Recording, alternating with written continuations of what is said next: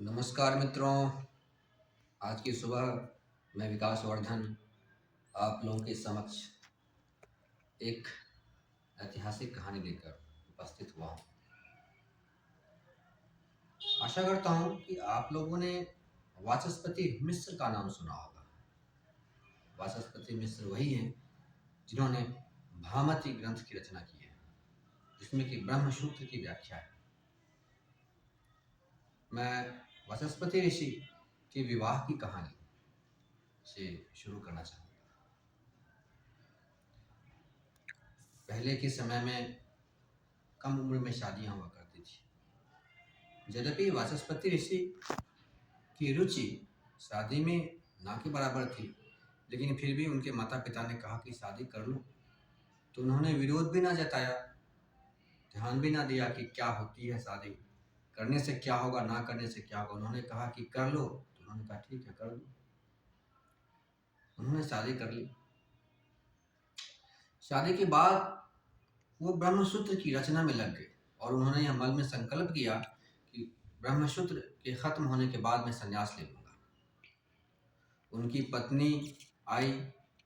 उनकी पत्नी भी उनके काम में, उनके अन्य कार्य में, उनके भोजन देना, समय पे सोने की व्यवस्था करना, इन सब चीज़ों में सदैव तत्पर रहती थी।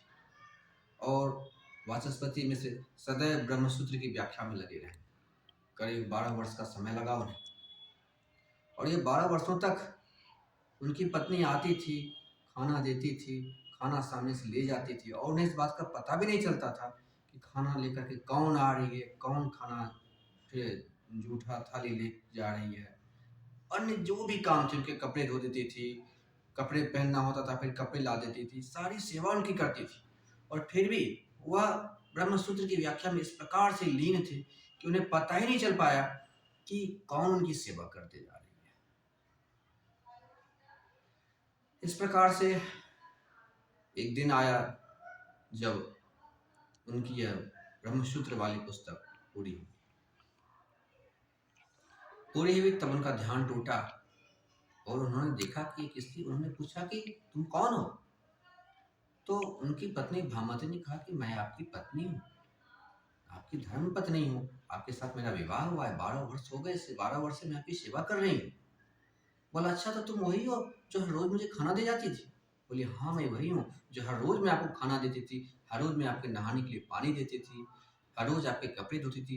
12 वर्षों तक मैं आपकी सेवा लगातार करती आई।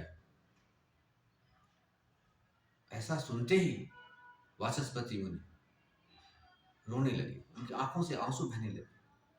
उन्होंने कहा ये तुमने क्या कर दिया? तुमने इतनी दिनों से क्यों नहीं बतलाया मुझे कि तुम मेरी पत्नी हो? अब तो मेरे गृह त्याग का समय आ गया। हमने यह संकल्प लिया था कि ब्रह्मसूत्र जैसे ही पूरा होगा मैं गृह त्याग कर दूंगा, और आज मैं यह जाना हूं कि तुमसे मेरी शादी हुई है। तुम्हारा तो जीवन मेरे साथ व्यर्थ हो गया। तो उनकी पत्नी भामती ने कहा कि नहीं,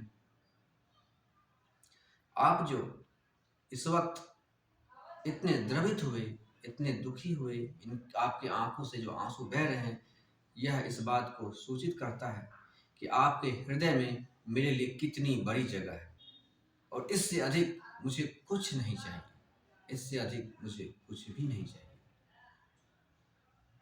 वाचस्पति मुनि वहां से विदा हुए, लेकिन जिस ब्रह्मसूत्र की उन्होंने रचना करी, उस ब्रह्मसूत्र का नाम उन्होंने भामती रखा, अपनी पत्नी के नाम पे रखा। यद्यपि भामती शब्द की चर्चा, उस शब्द का कहीं अंदर तक एक वाक्य में भी इसकी व्याख्या नहीं है, न ही कहीं पे इसका वर्णन है उनकी पत्नी के बारे में, कहीं कुछ भी नहीं है भामती का। पूरे के पूरे में ब्रह्म की चर्चा है, लेकिन उस ग्रंथ का जो नाम है उन्होंने अपनी पत्नी के नाम पे रखा, जिस पत्नी ने ब्रह्म सूत्र की रचना के दरमियान 12 वर्षों तक उनकी सेवा की थी। उन्हीं के नाम पे भामती उस ग्रंथ का उन्होंने नाम रखा। आशा करता हूँ मित्रों, वाचस्पति मुनि की ये कहानी आपको पसंद आई होगी। कहानी पसंद आई हो तो चैनल को सब्सक्राइब करें, लाइक करें, कमेंट करें। बहुत बहुत धन्यवाद।